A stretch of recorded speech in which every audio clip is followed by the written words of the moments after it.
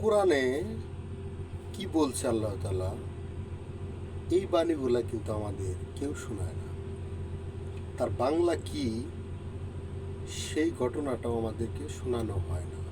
যার কারণে আজকে আমরা কোরআন থেকে অনেক দূরে সরে আছি। আমাদের শোনানো হয় কি হাদিস, শোনানো হয় কি তাদের ব্যাখ্যা বা অমক হুজুরের রেফারেন্স বইগুলো। এই জন্য এখন আমরা কেউ যদি কোরআনের বাংলা অর্থটা বলি বা কোরআনটা ভালোভাবে বুঝে সেই কথা বলতে যাই, তখন কিছু সাধারণ মানুষ সেটাকে ভুল ধরে। কারণ সে কখনোই কোরআন পড়ে নাই, কোরআনের বাণীর বাংলা অর্থ সে জানে না।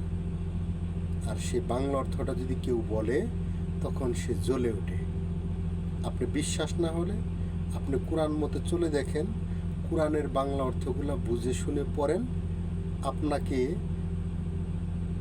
বা আপনার চারপাশের লোকগুলো আপনাকে দূরে সরিয়ে দিবে, বলবে আপনি ভুল পথে চলে যাচ্ছেন। কিন্তু না, সত্য কোনোদিনই গোপন থাকে না।